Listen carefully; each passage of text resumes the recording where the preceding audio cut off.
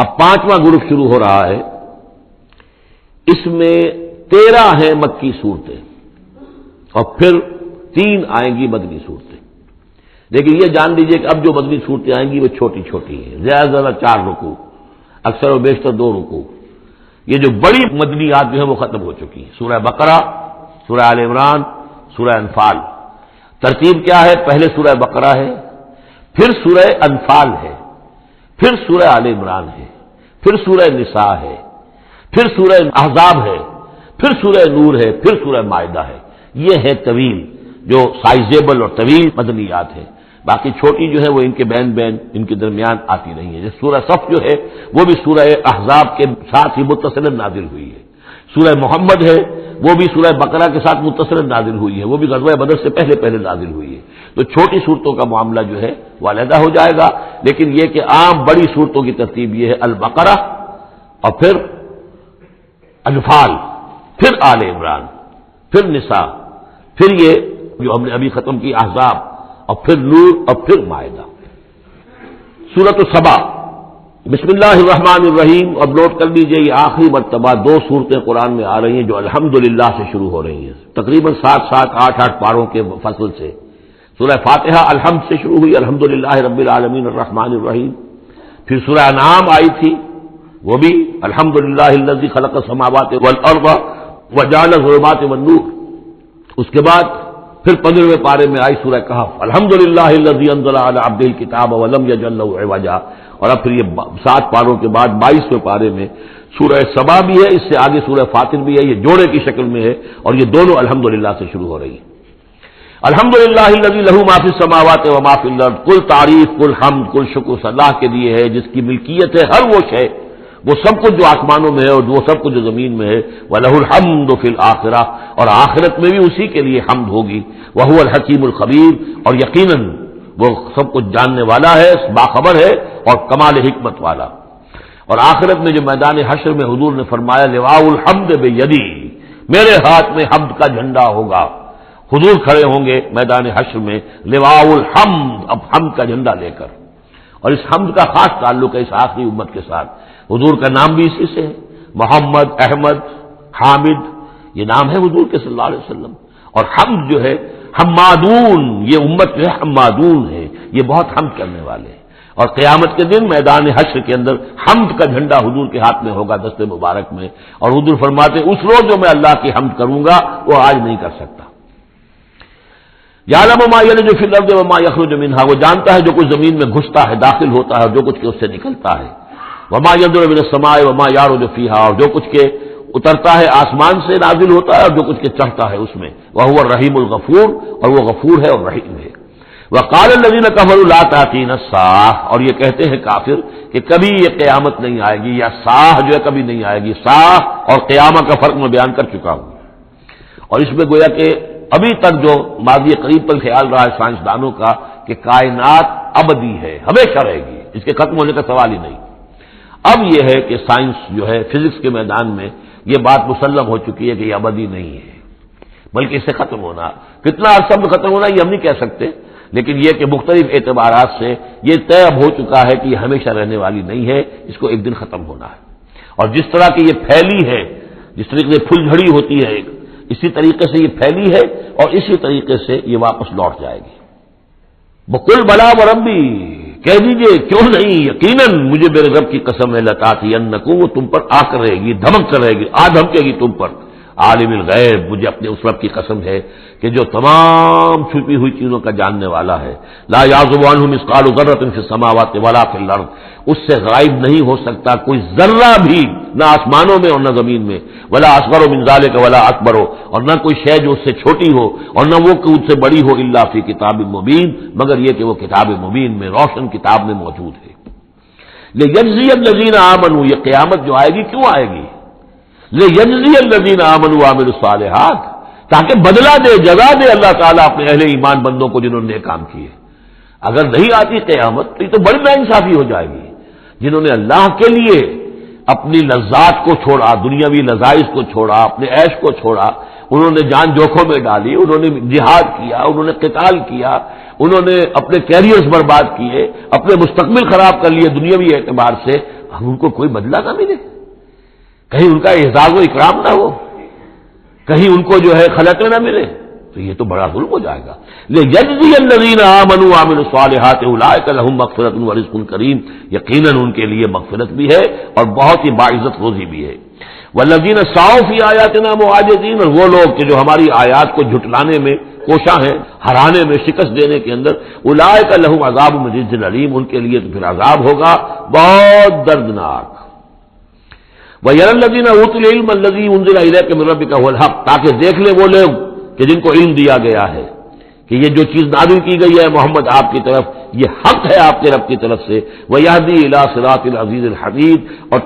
اور یہ ہدایت دیتی ہے عزیز اور حمید ہستی یعنی اللہ تعالیٰ کے راستے کی طرف۔ وَقَالَ الَّذِينَ كَفَرُوا، اور جو کافر کہتے ہیں هَلْ نَدُلُّكُمْ عَلَىٰ رَجُلٍ، کیا ذرا ہم بتائیں آپ کو ایک شخص ایسا بھی ہمارے ہاں پیدا ہو گیا ہے، یہ اس طریقے سے استہزائی انداز میں کہتے تھے، هَلْ نَدُلُّكُمْ عَلَىٰ رَجُلٍ، ایک ایسے شخص کی طرف رہنمائی کرے تمہاری، يُنَبِّئُكُمْ، جو تمہیں یہ خبر دے رہا ہے، اذا مزقتم كل ممزق، جبکہ تم بالکل ریزہ ریزہ ہو جاؤ گے، مرنے کے بعد مٹی ہو کر مٹی میں مل جاؤ گے، انکم لفی خلق جدید، پھر تمہیں ایک مرتبہ اور بنا دیا جائے گا، پیدا کر دیا جائے گا۔ افترا علی اللہ کذبا، اس آیت کو نوٹ کر لیجیے، اس لیے کہ سورت کے آخر میں پھر اس کا حوالہ آئے گا کہ وہ شش و پنج میں تھے۔ معاملہ کیا ہے؟ کیا یہ محمد نے جھوٹ گھڑ لیا ہے؟ اب اس کے بھی شواہد نہیں ملتے تھے ان کے سامنے کہ ان کی سیرت و کردار، آخر 40 برس جو ہمارے مابین انہوں نے گزارے ہیں، الصادق الامین، ہم نے خود خطاب دیا ان کو،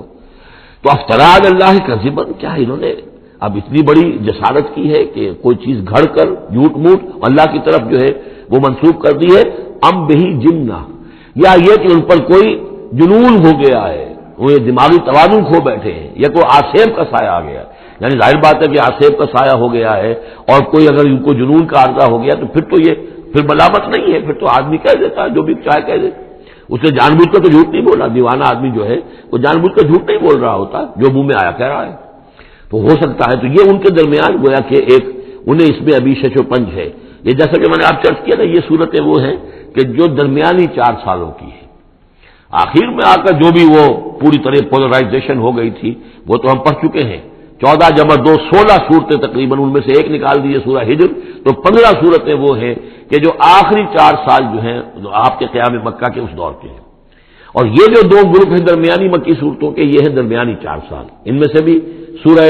شعراء کو نکال دیجیے کہ وہ ابتدائی دور کی صورت ہے، باقی یہ تقریباً سب کی سب وہ صورتیں ہیں۔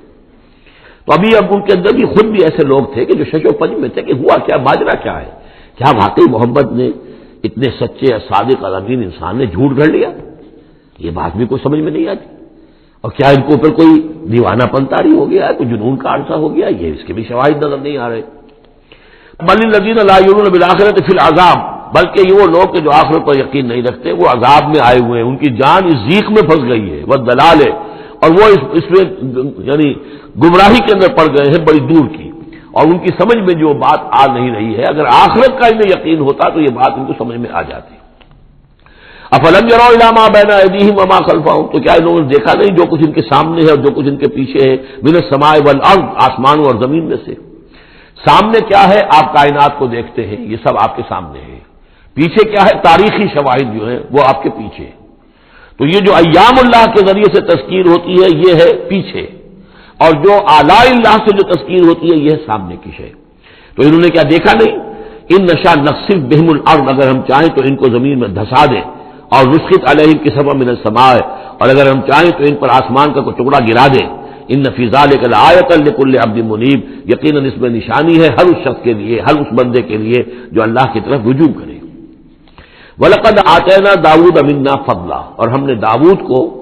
حضرت داؤد حضرت سلیمان دونوں کا ذکر آیا تھا اس سے پہلے سورہ نمل میں، لیکن وہاں حضرت داؤد کا ذکر بہت ہی مختصر پہلی آیت میں تھا، باقی سارا معاملہ پھر حضرت سلیمان کا تھا، لیکن یہاں اب ذرا حضرت داؤد علیہ السلام کی شخصیت کو زیادہ اور ان کا ایک واقعہ بیان کیا جا رہا ہے۔ وَلَقَدْ آتَيْنَا دَاوُودَ مِنَّا فَضْلًا، اور ہم نے داؤد کو اپنی طرف سے اپنے خاص خزانہ فضل سے بڑا فضل عطا کیا تھا۔ یا جبال اوبی ماہ والطیر، اور ہم نے حکم دے دیا تھا پہاڑوں کو بھی اور پرندوں کو بھی کہ ان کے ساتھ آواز میں آواز ملا کر حمد کے ترانوں میں ان کے ساتھ شامل ہو جائیں۔ یہ تعویب کہتے ہیں ترجیح، لوٹانا، جیسے کہ کسی وقت کوئی گانا ہو رہا ہے تو گانے میں کوئی ایک بول ہوتا ہے جو بار بار آتا ہے، اور یہ کہ اس کو پھر بہت سے لوگ مل کر گاتے ہیں، کوئی ایک گانے والا ہے یا گانے والی ہے، عام گانا مین تو اس کا ہے، لیکن کوئی درمیان میں ایسی چیز آتی ہے کہ جس کو وہ سب کے سب مل کر آواز میں پھر اس کو دہراتے ہیں، یہ ہے تعویب۔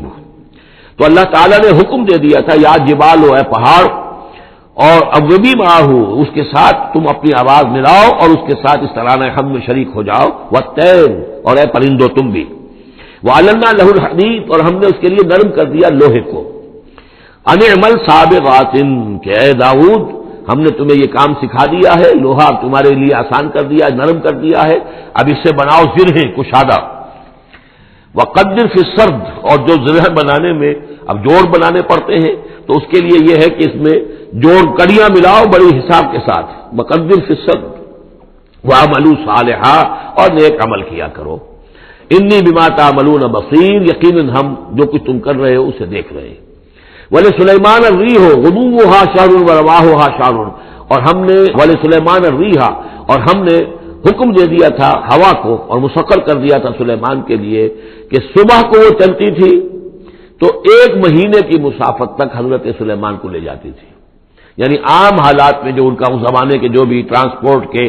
اور جو بھی مینز آف کمیونیکیشن تھے تو 1 مہینے میں جو مسافت طے ہو سکتی تھی وہ تیز ہوا جو حضرت سلیمان کے حکم سے چلتی تھی تو صرف ایک صبح میں وہ اتنی دور تک سفر کرا دیتی تھی، وَرَوَاحُهَا شَهْرٌ، اور اسی طریقے سے شام کی منزل بھی 1 مہینے کی مسافت،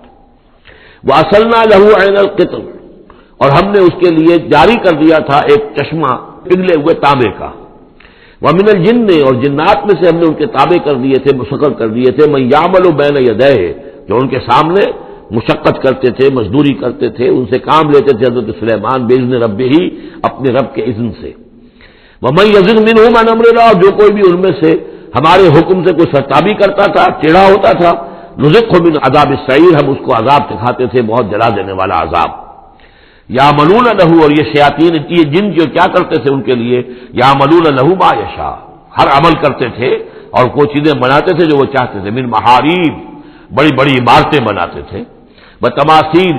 بڑے بڑے مجسمے بناتے تھے۔ اب یہ تماثیل کا بنانا جو ہے شریعت محمدی میں حرام ہو چکا ہے، لیکن یہ کہ معلوم ہوتا ہے کہ اس وقت تک اس کے اندر حرمت نہیں تھی۔ بجفان، جفان کا جواب، اتنے بڑے بڑے کڑھائے ہوتے تھے لگن کہ جیسے کہ وہ تالاب ہیں، اور قدور الراسیات، اور اتنی بڑی دیگیں ہوتی تھی جو ہل نہیں سکتی کہیں، بس وہ مستقل طور پر چولہوں کے اوپر رکھ دی گئی تھی۔ اس قسم کی دیگ سنا ہے کہ اجمیر شریف میں ہے، وہاں جو شیخ معین الدین اجمیری رحمۃ اللہ علیہ کا جو مزار ہے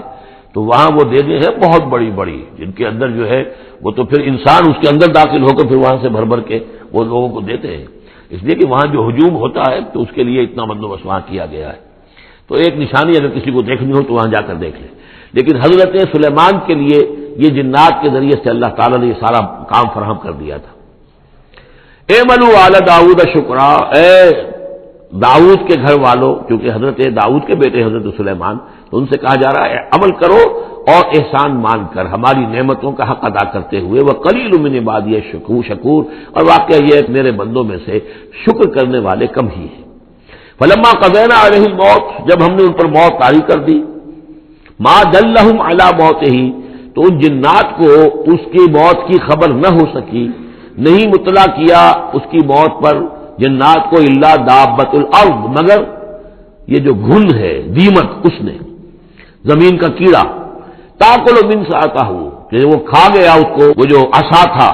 جس کو ٹیک لگا کر حضرت داؤد کھڑے تھے، جان قبض ہو چکی ہے، انتقال کر گئے لیکن وہ کھڑے رہے وہاں پر، اور جب وہ عصا جو ہے وہ دیمک چٹ کر گئی اور وہ عصا گرا، ٹوٹا، اور پھر حضرت سلیمان کا جسد جو ہے وہ گرا تو انہیں معلوم ہوا۔ فلما خرّا، تو جب وہ گر پڑے، تبینت الجن، تو اب معلوم ہو گیا جنات کو، اللہ کانوا یعلمون الغیب، اگر انہیں علم غیب حاصل ہوتا، ما لبثوا فی العذاب المہین، تو وہ اس عذاب مہین میں نہ رہتے اتنے عرصے تک، وہ یہی سمجھ رہے تھے کہ یہ کھڑے ہوئے ہیں سلیمان، لہذا جو بھی کام جو لگا رکھا ہے وہ کام کر رہے ہیں۔ لقد کان لسبع فی مسکنہم آیہ، اسی طرح قوم سبا کے لیے بھی ان کے مسکن میں، ان کے وطن میں ہماری ایک نشانی تھی۔ یہ قوم سبا یمن میں آباد تھی، اور ان کے ہاں یوں سمجھیے کہ 2 سلسلے باغات کے چلے گئے تھے سینکڑوں میل تک، اور بہت عمدہ باغات، پہاڑی علاقہ ہے، بہت بند بنائے تھے انہوں نے، اور یہ کہ یہ تقریباً 800 قبل مسیح کے زمانے میں یہ بند بنائے گئے ہیں، حضرت مسیح سے 800 برس قبل، اور ایک بہت بڑا بند تھا سد معارب۔ لیکن یہ کہ پھر اس قوم کے اندر ناشکری پیدا ہوئی، پھر جو بھی ہوتا ہے زوال اخلاقی اور دینی مذہبی جو آیا، اس کے نتیجے میں اللہ تعالیٰ نے اسی بند کا جو ہے ان کے اوپر سیلاب، جیسے خدا نہ خواستہ آج بھی کوئی بڑا ڈیم جو ہے اگر ٹوٹ جائے تو کیا ہوگا، کیا قیامت آئے گی، کس تیزی کے ساتھ پانی آئے گا اور کتنی اونچی پانی کی دیوار جو ہے وہ آئے گی، اس طرح کا عذاب آیا اور بہت ہلاک کر دیے گئے۔ اور یہ کہ پھر اس کے بعد جو ہے وہ باغات نہ رہے، بلکہ وہاں پر صرف جیسے جنگلوں میں ہوتا ہے کچھ یہ پیلو اور وغیرہ چیزیں جو ہوتی ہیں، ڈیلے، یہ جھاڑیوں میں لگ جاتی ہیں کچھ چیزیں، اور میکسیمم یہ کہ کچھ بیگ باقی رہ گئے، باقی ساری نعمتیں اللہ نے ان سے سلب کر لی، کیونکہ انہوں نے شکر نہیں کیا، انہوں نے ناشکری کی۔ حال ہی میں میرا ذہن اس آیہ مبارکہ کی طرف منتقل ہوا ہے پاکستان کی تاریخ کے حوالے سے کہ جنتین، اللہ نے ہمیں بھی 2 باغ دیے تھے، ایک مشرقی پاکستان، ایک مغربی پاکستان،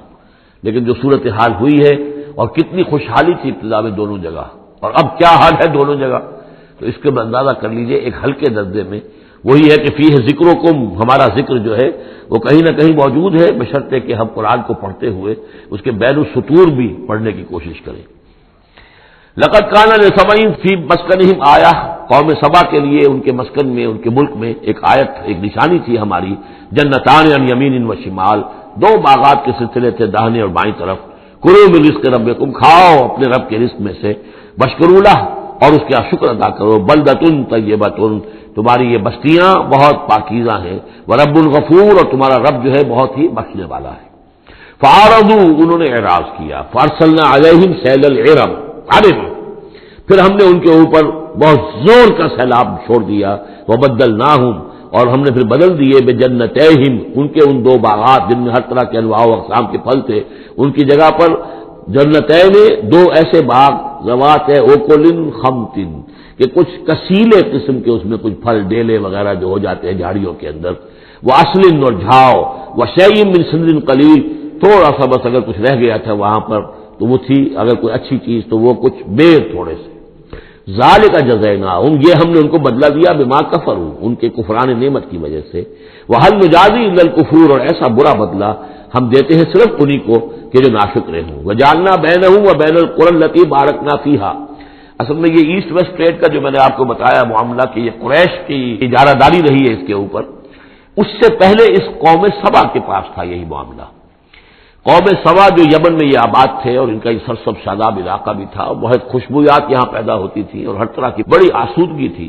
بہت پرانے زمانے کے جو کچھ سیاح ہیں انہوں نے حالات بھی لکھے ہیں،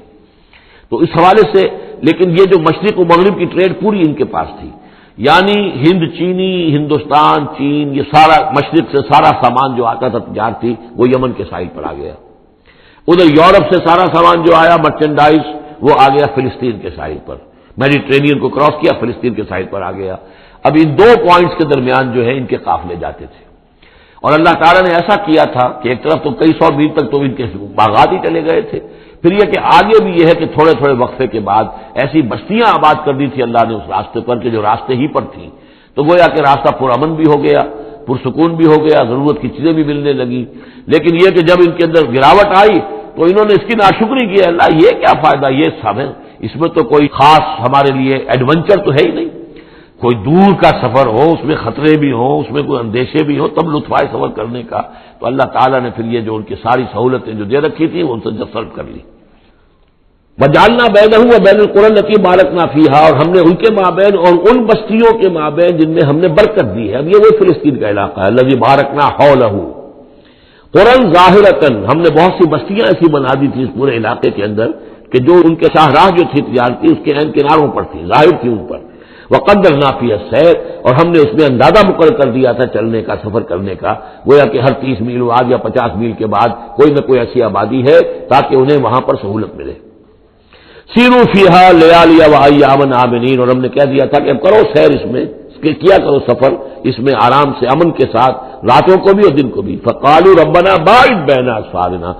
پروردگار ذرا ہمارے سفروں کے اندر جو ہے وہ ذرا لمبائی پیدا کر دے، دوری پیدا کر دے، وظلموا انفسہم، اور انہوں نے اپنے آپ پر ظلم کیا، فجعلناہم احادیث، تو تو اب ہم نے انہیں صرف کہانیاں بنا دیا، اب ان کی کہانیاں رہ گئی ہیں، ان کی تاریخ کے اندر داستانیں رہ گئی ہیں، اب ان کا کوئی نام و نشان نہیں رہا۔ وَمَزَّقْنَاهُمْ كُلَّ مُمَزَّقٍ، اور ہم نے ان کو ریزہ ریزہ کر دیا، ختم کر دیا، منتشر کر دیا، اس لیے کہ جب یہ بند ٹوٹا ہے اور سیلاب آیا ہے، یہ آیا ہے کوئی 450 عیسوی میں، یعنی حضور کی ولادت سے لگ بھگ سمجھیے 125 برس پہلے، اور حضور پر جب وحی شروع ہوئی تو تقریباً اسے 150 یا 160 برس پہلے، اور اس کے بعد سے پھر قریش کو یہ ساری تجارت جو ہے مل گئی۔ اب ان کے قافلے جاتے تھے شمال اور جنوب میں، یمن اور فلسطین کے مابین، تو اس لیے یہ زیادہ حضور صلی اللہ علیہ وسلم کی پیدائش سے اور آپ کے زمانے سے زیادہ پرانا واقعہ نہیں ہے۔ وَمَزَّقْنَاهُمْ، اس کے بعد یہاں سے یہ لوگ چلے گئے، خود اوس اور خزرج کے قبیلے جو ہیں یہ بھی یمن ہی سے آ کر آباد ہوئے ہیں اس مدینہ منورہ میں، اور جو عراق وغیرہ کے قبائل ہیں وہ بھی یہاں سے نکل کر جا کر عرب قبائل آباد ہوئے۔ یمن بہت زیادہ بہت بڑا مرکز رہا تہذیب کا، تمدن کا، عرب تہذیب و تمدن کا بہت بڑا گہوارہ۔ وَلَقَدْ صَدَّقَ عَلَيْهِمْ إِبْلِيسُ ظَنَّهُ، اور یقیناً ابلیس نے ان کے بارے میں، ان فی ذلک لآیات لکل صبار شکور، یقیناً اس میں نشانیاں ہیں ان لوگوں کے لیے جو صبر کرنے والے اور شکر کرنے والے ہیں۔ وَلَقَدْ صَدَّقَ عَلَيْهِمْ إِبْلِيسُ ظَنَّهُ، اور یقیناً ابلیس نے ان کے بارے میں اپنے اس گمان کو سچا کر دکھایا۔ فَاتَّبَعُوهُ إِلَّا فَرِيقًا مِّنَ الْمُؤْمِنِينَ، تو ان سب نے ہی پیروی کی اس ابلیس کی سوائے تھوڑا سا ایک جماعت اہل ایمان کی۔ وَمَا كَانَ لَهُ عَلَيْهِمْ مِن سُلْطَان، لیکن اس ابلیس کو ان پر کوئی اختیار حاصل نہیں تھا۔ إِلَّا لِنَعْلَمَ مَن يُؤْمِنُ بِالْآخِرَةِ، یہ تو ہم نے جو اس کو مہلت دے رکھی ہے کہ وہ ورغلائے، دھوکہ دے، سب باغ دکھائے، وہ بھی اس لیے تاکہ ہم دیکھ لیں، واضح ہو جائے کون ہے کہ جو آخرت پر یقین رکھتا ہے، ممن ہوا منہا فی شک،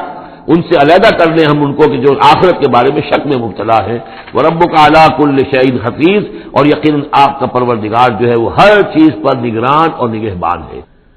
قُلِ ادْعُوا الَّذِينَ زَعَمْتُم مِّن دُونِ اللَّهِ لَا يَمْلِكُونَ مِثْقَالَ ذَرَّةٍ فِي السَّمَاوَاتِ وَلَا فِي الْأَرْضِ وَمَا لَهُم فِيهِمَا مِن شِرْكٍ وَمَا لَهُ مِنْهُم مِّن ظَهِيرٍ۔ صدق اللہ العظیم۔ اے نبی، ان مشرکین سے کہیے کہ پکارو جن کو بھی تم نے گمان کیا ہے کہ وہ اللہ کے سوا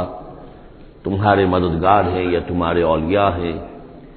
یا تمہارے دیوی ہیں یا دیوتا ہیں۔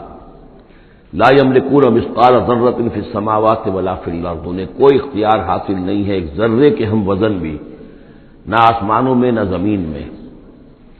ما لہم فیہما من شرک، ان کا کوئی شرک جو ہے ان کا کوئی ساجھا نہیں ہے، کوئی شریکہ نہیں ہے زمین اور آسمان کے معاملے میں اللہ کے ساتھ۔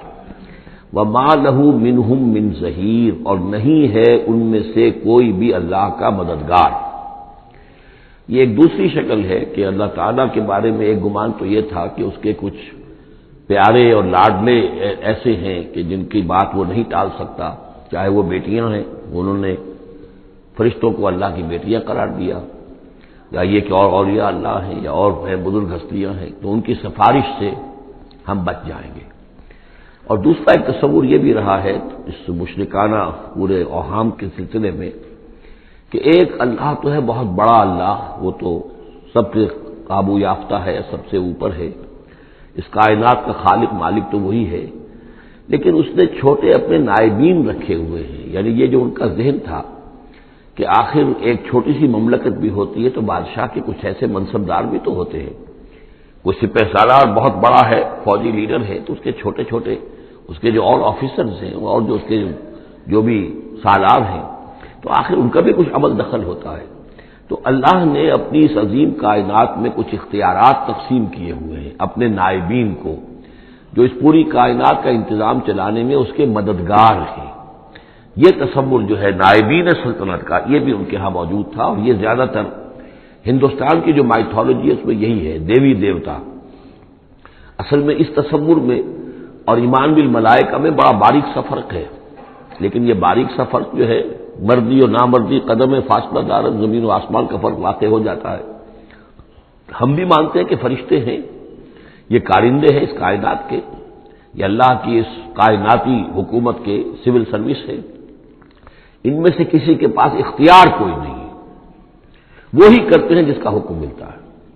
لہذا ان میں سے کسی کو پکارا نہیں جائے گا، ان سے دعا نہیں کی جائے گی، ان سے استدعا نہیں کی جائے گی، استغاثہ نہیں کیا جائے گا، استمداد نہیں کی جائے گی، کچھ نہیں،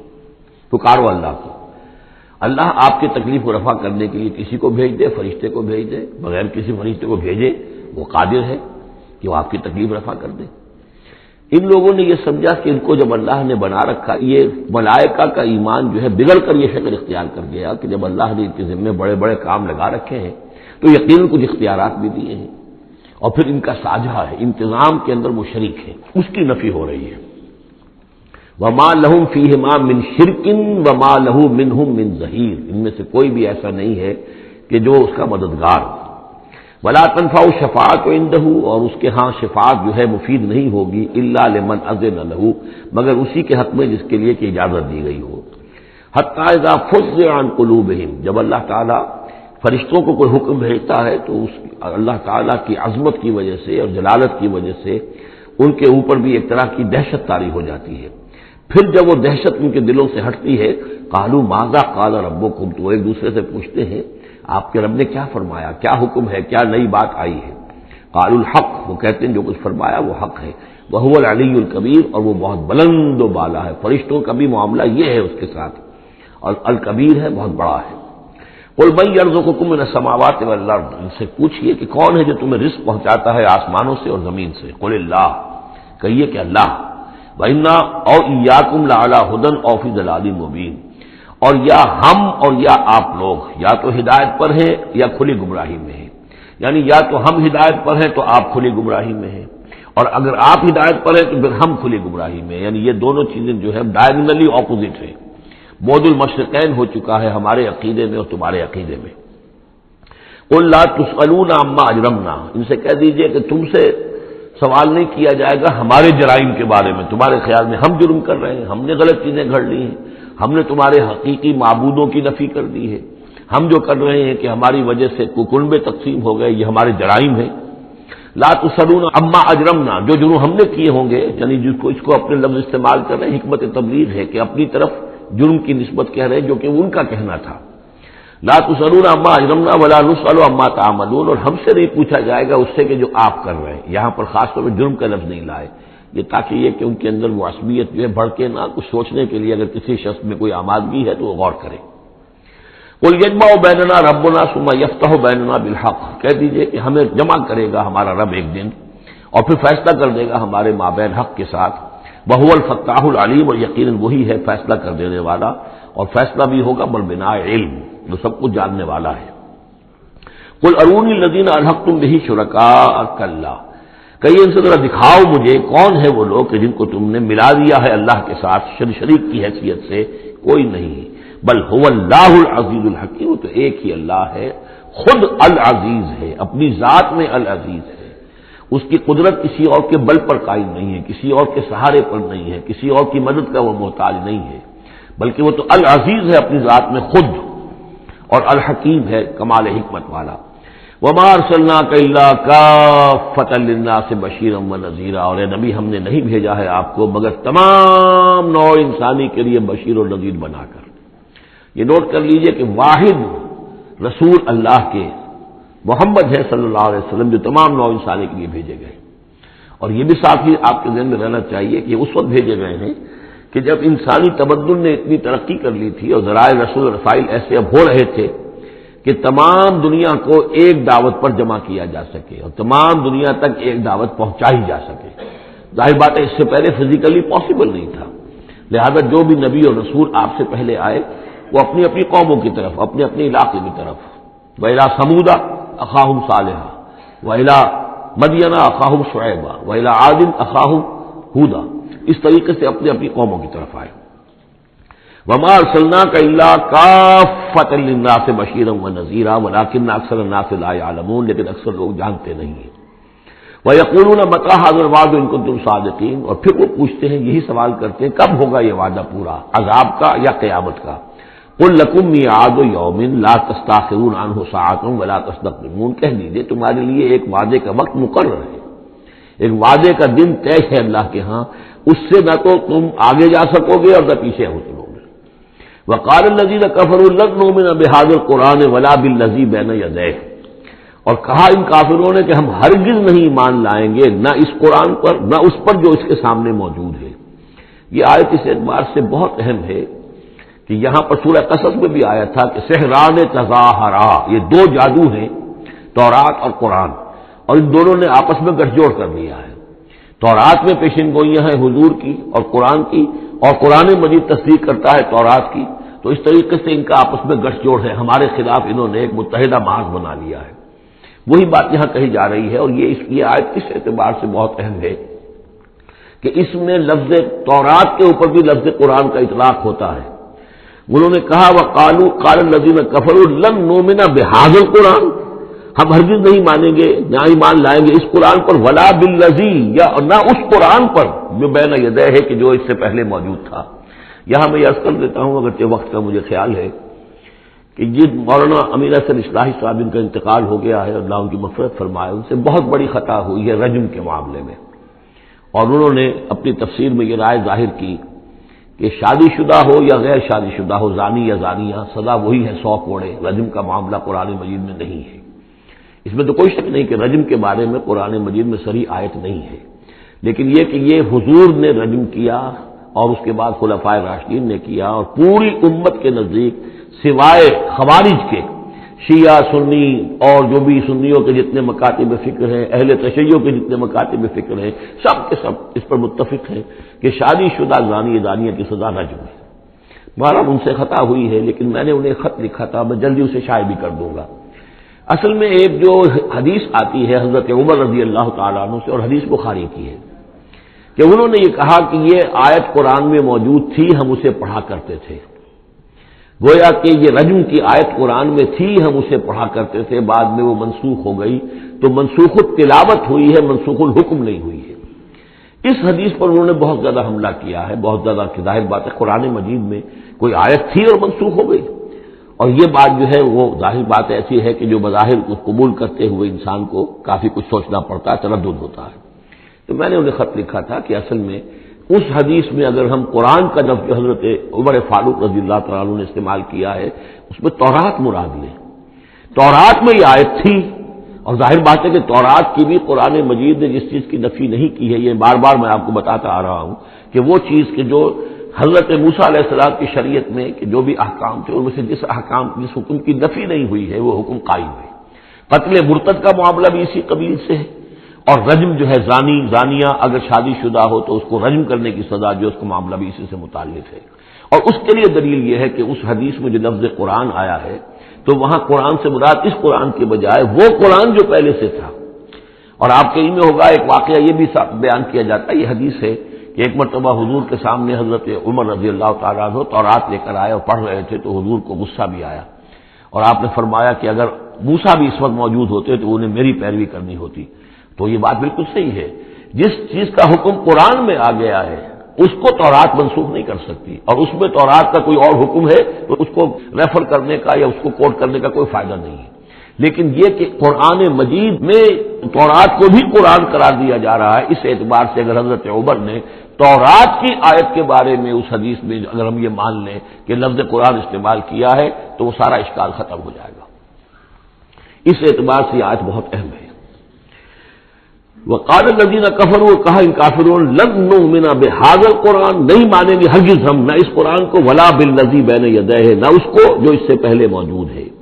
وَلَوْ تَرَىٰ إِذِ الظَّالِمُونَ مَوْقُوفُونَ عِندَ رَبِّهِمْ، اور کاش کہ تم دیکھتے جب یہ ظالم کھڑے کیے جائیں گے اپنے رب کے سامنے، يَرْجِعُ بَعْضُهُمْ إِلَىٰ بَعْضٍ الْقَوْلَ، اب یہ ایک دوسرے کے اوپر الزام ڈالیں گے، وہ ان کے اوپر ڈالے گا، وہ ان پر ڈالے گا۔ يَقُولُ الَّذِينَ اسْتُضْعِفُوا لِلَّذِينَ اسْتَكْبَرُوا، تو جو لوگ پسماندہ تھے، دبے ہوئے تھے، کمزور تھے، وہ اپنے مستکبرین سے کہیں گے، اپنے چودھریوں سے، سرداروں سے، لولا انتم لکنا مومنین، اگر آپ لوگ نہ ہوتے تو ہم ایمان لے آئے ہوتے۔ وہ عوام الناس، جیسے کہ میں بارہا عرض کرتا رہا ہوں کہ یہ لوگ جو ہیں اپنے عوام کو حضور سے برگشتہ کرنے کے لیے کس کس طرح کی باتیں کرتے تھے۔ لولا انتم لکنا مومنین، یہ آج ہمیں روز بد دیکھنا نہ پڑتا، اگر آپ لوگ نہ ہوتے تو ہم ایمان لے آتے۔ قال الذین استکبروا للذین استضعفوا، جواباً کہیں گے وہ مستکبرین ان کمزوروں سے، اور نحن صددناکم عن الہدی، کیا ہم نے روکا تھا تمہیں ہدایت سے، بعد اذ جاءکم، جبکہ وہ تمہارے پاس آ گئی تھی، بل کنتم مجرمین، تم خود ہی مجرم تھے، تمہارے اندر ہی خباثت موجود تھی۔ وقال الذین استضعفوا للذین استکبروا، اور پھر جواب دیں گے وہ لوگ کہ جو دبے ہوئے تھے، جو پیچھے چلنے والے تھے، پسماندہ تھے، ان لوگوں سے جو مستکبرین تھے، بل مکر اللیل والنہار، بل تمہاری تو دن رات کی جو تھی یہی سازش تھی، یہی پروپیگنڈا تم کرتے تھے، اسی طرح کی کوششیں کرتے تھے، استامروننا، تم تو ہمیں حکم دیتے تھے نکفر باللہ ونجعل لہ اندادا کہ ہم اللہ کا کفر کریں اور ہم اس کے مد مقابل قرار دے دیں. وہ اسر الندامت لما رأوا العذاب، اور پھر وہ اپنی ندامت کو چھپانے کی کوشش کریں گے جبکہ وہ عذاب کو دیکھ لیں گے. وجعلنا الاغلال فی اعناقہم، اور ہم نے ان کی گردنوں کے اندر طوق ڈال دیے ہیں الذین کفروا، ان منکروں کے. هل یجزون الا ما كانوا یعملون، اور انہیں بدلہ ملے گا اور بدلے میں وہی پائیں گے جو عمل کے انہوں نے کیے تھے. وما ارسلنا فی قریۃ من نذیر الا قال مترفوها، اور نہیں بھیجا ہم نے کسی بھی بستی اور کسی شہر میں کوئی ڈرانے والا، خبردار کرنے والا، مگر یہ کہ وہاں کے جو آسودہ حال لوگ تھے، جو دولت مند لوگ تھے، انہوں نے کہا انا بما ارسلتم به کافرون، جو چیز آپ دے کر بھیجے گئے ہیں ہم اس کا انکار کرتے ہیں. وقالوا نحن اکثر اموالا واولادا، ان کا کہ ہمارے ہاں ہمارے پاس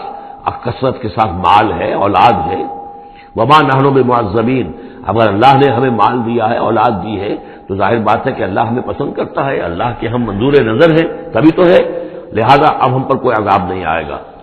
قل ان ربی یبسط الرزق لمن یشاء ویقدر، کہہ دیجئے کہ میرا پروردگار اس دنیا کے رزق کو تو جس کے لیے چاہتا ہے پھیلا دیتا ہے. یہ ضروری نہیں ہے کہ جس کو دولت دی ہوئی ہو وہ اللہ کا پیارا ہی ہو، اللہ کا منظور نظر ہو. یہ دنیا کی تو اس شے کے بارے میں جیسا کہ حدیث میں آتا ہے کہ اگر کل دنیا میں جو کچھ ہے، دنیا و ما فیہا کی اگر وقت ایک مچھر کے پر کے برابر بھی ہوتی ہے اللہ کی نگاہ میں، تو وہ یہاں کسی کافر کو ایک گھونٹ پانی میں نہ دیتا. تو اللہ کی نگاہ میں تو اس کی کوئی حیثیت نہیں ہے. اس لیے وہ تو میرا رب جس کے لیے چاہتا ہے بساط جو ہے بچھا دیتا ہے اور اس کو وسیع کر دیتا ہے، وہ یقدر جس کے لیے چاہتا ہے کم کر دیتا ہے. ولکن اکثر الناس لا یعلمون، لیکن اکثر لوگ علم نہیں رکھتے کہ اس چیز کا کوئی تعلق اس سے نہیں ہے کہ کون اللہ کا منظور نظر ہے، کون اللہ کا مقرب بارگاہ ہے. وما اموالکم ولا اولادکم بالتی تقربکم عندنا زلفیٰ، اور یہ دیکھو تمہارے اموال اور اولاد وہ چیزیں نہیں ہیں جن کے ذریعے سے کہ تم ہمارا قرب حاصل کر سکو. الا من آمن، ہمارا قرب حاصل کرنے والے تو وہ لوگ ہیں جو ایمان لائیں اور نیک عمل کریں. وعمل صالحا فاولئک لهم جزاء الضعف، ان کو ملے گا دگنا بدلہ، دگنی جزا. بما عملوا وهم فی الغرفات آمنون، ان کے اعمال کا دگنا انہیں جزا ملے گی اور وہ اونچے جھروکوں کے اندر جو ہیں اور بالا خانوں کے اندر امن سے رہیں گے. والذین یسعون فی آیاتنا معاجزین، اور وہ لوگ جو بھاگ دوڑ کر رہے ہیں، جد و جہد کر رہے ہیں، کوشش کر رہے ہیں ہماری آیات کو شکست دینے کی، آیات کو ناکام بنانے کی. یہ آیات تو آ رہی ہے کہ ایمان ان کے ذریعے سے پھیلے اور لوگ جو ہیں وہ اندھیروں سے نکل کر روشنی میں آئیں، لیکن جو لوگ اس عمل کے راستے میں رکاوٹیں ڈالنے کے لیے بھاگ دوڑ کر رہے ہیں، اولئک فی العذاب محضرون، یہ وہ لوگ ہیں جو عذاب میں پکڑے جائیں گے اور عذاب میں لا کر حاضر کر دیے جائیں گے. قل ان ربی یبسط الرزق لمن یشاء من عبادہ، پھر کہیے یہی بات کہ میرا رب جو ہے اپنے بندوں میں سے جس کے لیے چاہتا ہے رزق کشادہ کر دیتا ہے، ویقدر له، اور جس کے لیے چاہتا ہے تنگ کر دیتا ہے یا ناپ تول کر دینے لگتا ہے. وما انفقتم من شیء فهو یخلفه، اور جو بھی کچھ تم خرچ کرتے ہو اللہ کی خوشنودی کے لیے، اللہ کی رضا کے لیے، وہ تمہیں لوٹا دیتا ہے. یعنی ایک تو اس کا اجر ہے، وہ تو آخرت میں ملے گا، 10 گنا ملے گا، 100 گنا ملے گا، 700 گنا ملے گا. ایک دنیا میں بھی اللہ تعالیٰ اس کا بدل تمہیں دے دیتا ہے. یعنی اس معاملے میں تنگ دل نہ ہو، جو کچھ تم دو گے اللہ کی راہ میں کیا پتہ ہے کہ اس سے کیسی کیسی برکتیں تمہارے مال میں پیدا ہو جائیں. اللہ تعالیٰ کے معاملات جو ہیں وہ یہ ہے کہ اس دنیا میں بھی وہ نقد بھی تمہیں اس کا جو ہے بدل دے دے گا. وہو خیر الرازقین، اور یقیناً وہ بہترین رزق دینے والا ہے. ویوم یحشرہم جمیعا، اور جس دن کہ وہ جمع کرے گا ان سب کو، ثم یقول للملائکۃ، اور پھر کہے گا فرشتوں سے، اہؤلاء ایاکم کانوا یعبدون، کیا یہ لوگ آپ لوگوں کو پوجتے رہے ہیں؟ آپ کو میری بیٹیاں قرار دیا تھا اور آپ کو پوجتے تھے. قالوا سبحانک انت ولینا من دونہم، وہ کہیں گے اللہ تیری ذات پاک ہے اور تو ہمارا ولی ہے، ان سے ہمارا کوئی سروکار نہیں، ان سے ہمارا کوئی تعلق نہیں، ہمارا تعلق تیری ذات سے ہے، تو ہمارا ولی ہے، ہمارا آقا ہے، ہمارا مالک ہے، ہمارا پشت پناہ ہے. بل کانوا یعبدون الجن، اصل میں تو یہ جنوں کی عبادت کرتے تھے. یہ اپنے خیال میں فرشتوں کی کر رہے تھے، حقیقت میں جنات کے ساتھ ان کا رابطہ تھا اور انہیں وہ مغالطہ تھا کہ وہ فرشتوں کے نام انہوں نے لے لیے. بل کانوا یعبدون الجن اکثرهم بهم مؤمنون، ان کی اکثریت جو ہے وہ جنات پر ایمان رکھتی تھی. فالیوم لا یملک بعضکم لبعض نفعا ولا ضرا، تو آج کے دن تم میں سے کوئی کسی دوسرے کے لیے نہ کسی نفع کا اختیار رکھتا ہے اور نہ کسی ضرر کا. وَنَقُولُ لِلَّذِينَ ظَلَمُوا ذُوقُوا الْعَذَابَ النَّارِ الَّتِي كُنتُم بِهَا تُكَذِّبُونَ، اور ہم کہیں گے ان ظالموں سے، کافروں اور مشرکوں سے، اب چکھو آگ کے عذاب کا مزہ جس کو کہ تم جھٹلایا کرتے تھے. وَإِذَا تُتْلَىٰ عَلَيْهِمْ آيَاتُنَا بَيِّنَاتٍ، جب انہیں پڑھ کر سنائی جاتی ہیں ہماری روشن آیات، قَالُوا مَا هَٰذَا إِلَّا رَجُلٌ يُرِيدُ أَن يَصُدَّكُمْ، وہ کہتے ہیں کہ یہ کوئی ایک انسان ہے، ایک مرد ہے، ایک شخص ہے، وہ چاہتا ہے یصدکم عما کان یعبد آباؤکم، وہ روکنا چاہتا ہے تمہیں ان سے کہ جن کو تمہارے آباء و اجداد پوجتے رہے ہیں۔ وقالوا ما ھذا الا افک مفترا، اور وہ کہتے ہیں کہ نہیں ہے مگر جھوٹ ہے، انہوں نے گھڑ لیا ہے، ایسے ہی بات جو ہے گھڑ لی ہے کہ مجھ پر وحی آ رہی ہے۔ وقال الذين كفروا للحق لما جاءوا من هذا الا سحر مبين، اور جو حق ان کے پاس آیا اس کو ان کافروں نے قرار دیا کہ یہ تو کچھ نہیں ہے سوائے جادو کے، کھلا جادو ہے۔ وما آتیناہم من کتب یدرسونھا، ہم نے انہیں کوئی کتابیں نہیں دی ہوئی کہ جس میں انہوں نے پڑھا ہو، یعنی ان کے پاس کوئی کتاب ہوتی جس میں لکھا ہوتا کہ یہ لات عزا منات یہ دیویاں ہیں، یہ دیوتا ہیں، ان کو ہم نے یہ اختیارات دیے ہیں، ذرا پیش کرو نا، اگر کوئی کتاب ہے، کوئی صحیفہ ہے، کہیں ہے۔ وما آتیناہم من کتب یدرسونھا وما ارسلنا الیہم قبلک من نذیر، اور اے نبی آپ سے پہلے ہم نے ان کے ہاں کوئی خبردار کرنے والا نہیں بھیجا، 3000 سے اوپر سال گزر گئے کہ ان کے ہاں کوئی نبی نہیں آیا، کوئی رسول نہیں آیا۔ وَكَذَّبَ الَّذِينَ مِن قَبْلِهِمْ، اور جھٹلایا ان لوگوں نے جو ان سے پہلے تھے۔ وَمَا بَلَغُوا مِعْشَارَ مَا آتَيْنَاهُمْ، اور یہ تو جو کچھ ہم نے انہیں دیا تھا اس کے 10ویں حصے تک نہیں پہنچے، یعنی اس سے پہلے جو قومیں تھی، قوم عاد، اس کو جو دبدبہ تھا، اس کو جو شان و شوکت تھی، ان قریش کو تو اس کا 10واں حصہ بھی حاصل نہیں ہے۔ فَكَذَّبُوا رُسُلِي، تو انہوں نے میرے رسولوں کو جھٹلایا، فَكَيْفَ كَانَ نَكِيرِ، تو پھر سوچ لو کہ میری پھر پکڑ اور میری سزا جو ہوئی وہ کیسی ہوئی۔ قل انما اعظکم، اس آیت کا تعلق ہے آیت نمبر 8 سے، جو شروع میں آیا تھا کہ کچھ لوگ کہتے تھے کہ مسئلہ کیا ہے، یعنی ہر طرح کے لوگ موجود تھے وہاں پر، ایسے لوگ بھی تھے کہ جو ابھی اس شش و پنجی میں تھے کہ یہ معاملہ کیا ہے، کیا ان کا دماغی توازن کہیں بگڑ گیا ہے، کہیں کوئی جنون کا عارضہ ہو گیا ہے، یا یہ کہ یہ خود جان بوجھ کر جھوٹ بول رہے ہیں۔ تو جان بوجھ کر جھوٹ بولنا بھی کچھ سمجھ میں نہیں آتا، ان کی سیرت و کردار، ان کی پوری زندگی جو ہے وہ تو اس کے ساتھ کوئی مطابقت نہیں رکھتی کہ اتنا بڑا جھوٹ بول دیں۔ کبھی چھوٹے سے چھوٹے معاملے میں کبھی جھوٹ نہیں بولا انہوں نے، اور صادق الامین کا خطاب تو ہم نے خود دیا انہیں، یہ کیسے ہو گیا، کیا ہوا؟ ابھی وہ اسی شش و پنج میں تھے، اب اس پر اللہ تعالیٰ کی طرف سے یہ بات آ رہی ہے، اور جیسا کہ میں ایک لفظ استعمال کیا کرتا ہوں کہ لوگوں کو آمادہ کیا جائے کہ وہ اپنے گریبانوں میں جھانکیں، ذرا غور کریں، سوچیں، کیونکہ اگر بغیر سوچے سمجھے جو بھی عصبیت جاہلی ہے، اپنی جو بھی روایات ہیں، اپنے جو بھی موروثی عقائد ہیں ان کی حمایت میں لڑ رہے ہیں، ذرا کسی طرح آمادہ ہو جائیں کہ سوچیں، غور کریں، اس کے لیے یہ آیات بڑی اہم ہے۔ قل انما اعظکم بواحدہ، اے نبی ان سے کہیے میں تمہیں ایک بات کی نصیحت کرتا ہوں، میری ایک بات مانو، ان تقوموا للہ مثنی و فرادا، تم ذرا تھوڑی دیر کے لیے رکو اللہ کے لیے اور اللہ سے دعا مانگو، مثنی و فرادا، دو دو یا ایک ایک، علیحدہ علیحدہ یا دو دو، ثم تتفکروا، پھر ذرا تم غور کرو، سوچو، ما بصاحبکم من جنہ، تمہارے جو یہ ساتھی ہیں، یہ محمد جو ہے صلی اللہ علیہ وسلم، ان کے اندر کوئی جنون کا عارضہ نہیں ہے، انہیں کوئی دماغ ان کا خراب نہیں ہوا ہے، کہیں کوئی آسیب کا سایہ نہیں، ان کی زندگی دیکھو، بڑی منضبط زندگی ہے، بڑی پاک اور صاف زندگی ہے، ستھری زندگی ہے، ان کے معمولات کو دیکھو، کوئی شخص جس سے جنون کا عارضہ ہو جائے تو اس کے کچھ اور شواہد بھی تو ہوتے ہیں۔ ان هو الا نذیر لکم بین یدی عذاب شدید، وہ نہیں ہے سوائے اس کے کہ وہ تو ایک خبردار کرنے والے ہیں تمہارے لیے ایک عذاب کے آنے سے پہلے پہلے، بین ید عذاب شدید، ایک بہت سخت سزا کے آنے سے پہلے پہلے تمہیں خبردار کرنے والے ہیں، اس کے علاوہ ان کی کوئی حیثیت نہیں۔ قل ما سألتکم من اجر، اے نبی ان سے ایک بات اور کہیے، میں نے تم سے کوئی اجرت طلب نہیں کی، شاعر جو ہے تم سے وہ انعامات لیتے ہیں، قصیدہ کہتے ہیں تو وہ چاہتے ہیں کہ کچھ ان کو دو شالے دیے جائیں، اسی طریقے سے اور کوئی کہانی سنانے آتا ہے تو وہ بھی کوئی اجرت مانگتا ہے۔ میں نے تو آج تک تم سے میں تمہیں یہ اللہ کا کلام سنا رہا ہوں جسے تم بھی کہتے ہو کہ بہت ہی حسین کلام ہے، فصیح و بلیغ کلام ہے، تو میں نے کبھی تم سے کوئی اجرت مانگی ہے؟ قل ما سألتکم من اجر فهو لکم، تو جو بھی اجرت میں نے تم سے کوئی مانگی وہ تمہیں کو مبارک ہو، تم وہ رکھو، یعنی یہ نفی کی انتہا ہے، اگر میں نے کوئی اجرت مانگی ہو تو وہ تم رکھو اپنے پاس، میں نے اس کہنے کا مطلب یہ کہ میں نے تم سے کبھی بھی کوئی اجرت نہیں مانگی۔ ان اجریہ الا علی اللہ، میری اجرت، میرا اجر تو اللہ کے ذمے ہے، وہو علی کل شیء شہید، اور ہر چیز پر گواہ ہے، نگران ہے۔ قل ان ربی یقذف بالحق، یہ وہی مضمون ہے جو اس سے پہلے آ چکا ہے، بل نقذف بالحق علی الباطل، کہہ دیجئے کہ میرا رب باطل کا کوڑا دے مارتا ہے، علی الباطل، علی الباطل کو یہاں پر محذوف سمجھیے، ان ربی یقذف بالحق علی الباطل، کیونکہ وہاں سورہ انبیاء میں یہ لفظ آ چکا ہے، علام الغیوب، اور وہ تمام غیبوں کا جاننے والا ہے۔ قل جاء الحق، اور کہہ دیجئے کہ حق آیا، آ گیا ہے، یعنی یہ کہ یہ چند سالوں کی بات ہے، اللہ کے دین کا غلبہ ہوگا اس پورے جزیرہ نما عرب میں۔ وما یبدی الباطل، اور جھوٹ جو ہے، باطل جو معبود ہے وہ تو نہ کسی چیز کو پہلے پیدا کرتے ہیں، وما یعید، اور نہ ہی اعادہ کر سکتے ہیں۔ قل ان ضللت، ان سے کہیے کہ اگر میں بہک گیا ہوں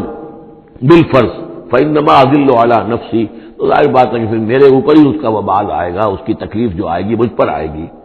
وان اہتدیت، اور اگر مجھے میں ہدایت پر ہوں، بما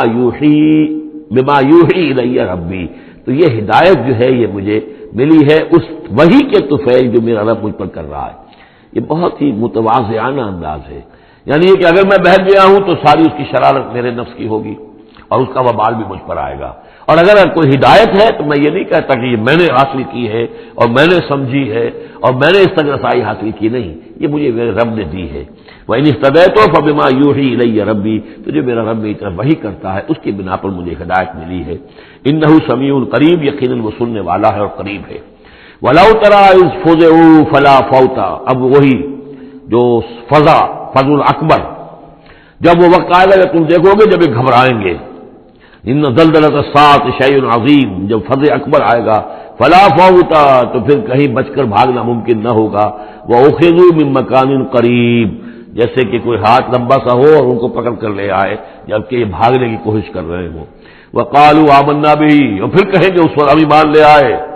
وَأَنَّىٰ لَهُمُ التَّنَاوُشُ، اب کہاں ان کی رسائی ہو سکتی ہے ایمان تک؟ اب تناول اور تناوش ہم معنی الفاظ ہیں، اب تو وہ گیا معاملہ، وقت گزر گیا، وہ تو امتحان کا جو عرصہ تھا وہ ختم ہو چکا۔ وَأَنَّىٰ لَهُمُ التَّنَاوُشُ مِن مَّكَانٍ بَعِيدٍ، وہ تو گیا، بہت دور چلا گیا، وہ جو موقع تھا ایمان لانے کا وہ اب ختم ہو چکا۔ وَقَدْ كَفَرُوا بِهِ مِن قَبْلُ، انہوں نے اس کا کفر کیا تھا پہلے،